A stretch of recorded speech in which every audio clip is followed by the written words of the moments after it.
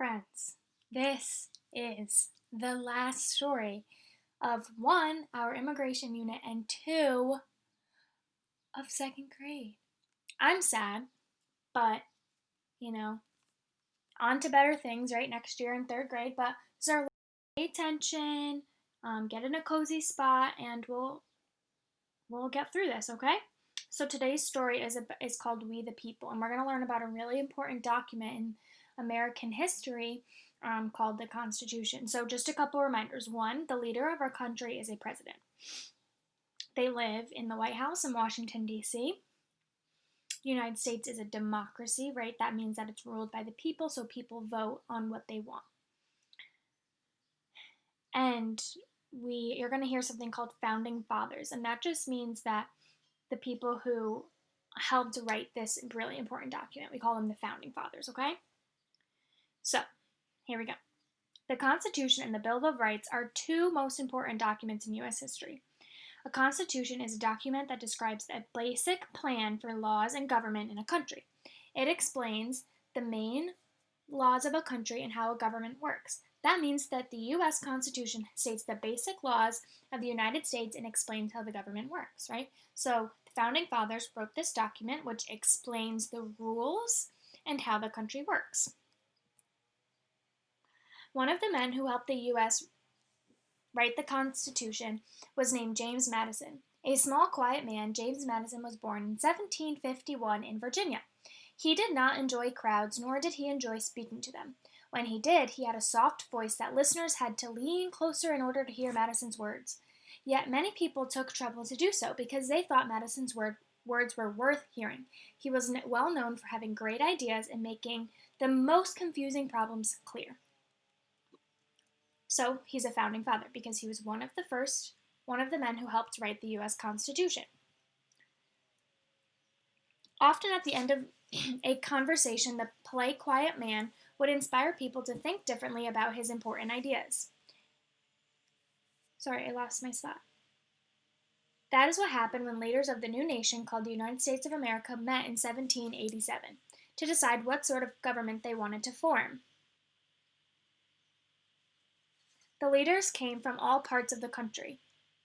Sorry, friends, my cat is in the background and he's eating things from my garbage.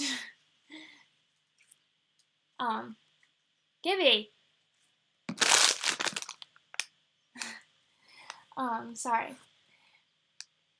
The leaders came from all parts of the country and had all sorts of ideas in the end. However, Madison's idea had the greatest influence or effect in shaping the organization of the new American government. For example, Madison's ideas of having three branches or three sections of the government, a president, a Congress, and a Supreme Court, is very important today. Together, these three branches in American government balance each other so that no one can become too powerful and make all of the decisions. When it was time to write down what they had agreed upon, Madison did more than anyone else to write the Constitution of the United States. So, three branches, there's three parts of our government: President, Congress, Supreme Court, and all of those work together so that not one person has any more power than everyone else. That's part of a democracy. James Madison's job was not done after the Constitution was written. In 1789, Madison helped write an extra part to add to the Constitution called the Bill of Rights.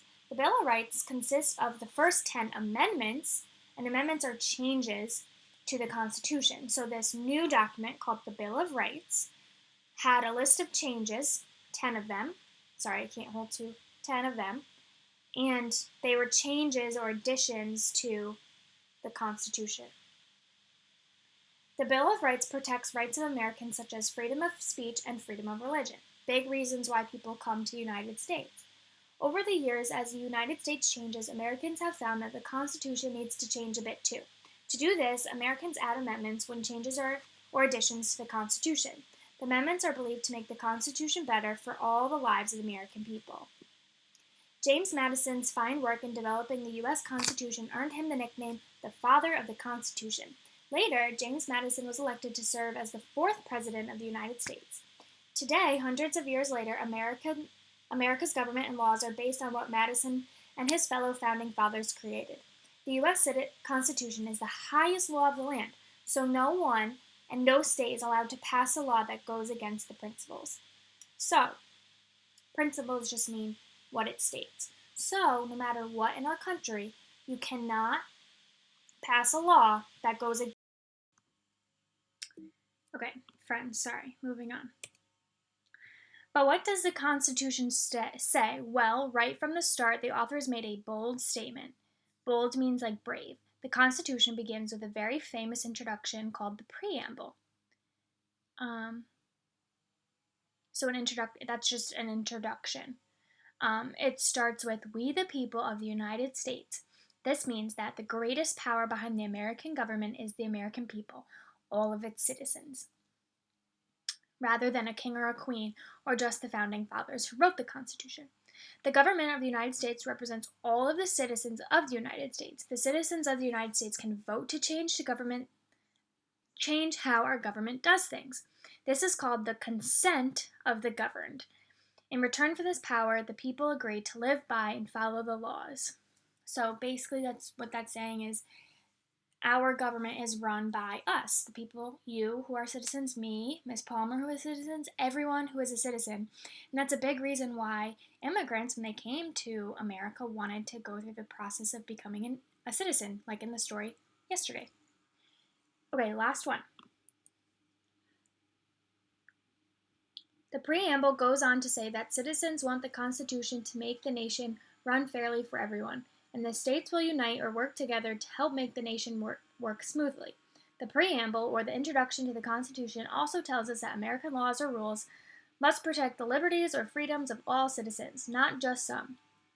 It is an agreement that the Constitution is our most important set of rules. The preamble says that the federal government will include any Army, Navy, and other military forces to protect American citizens from enemies. It also says that the government and the laws are meant to protect the liberties or freedoms for Americans now and in the future. This long list of big jobs is just the preamble. The rest of the Constitution goes on to describe the different things the government is supposed to do. The government makes laws and carries them out. It solves problems. It protects Americans in danger, tells us how to make those things happen. The Constitution also created the office of the President, the Congress, and the Supreme Court, which are made up of people who try and follow the principles of the Constitution.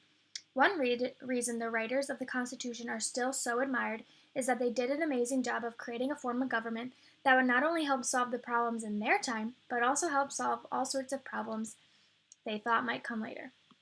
I'm sorry, there's one more.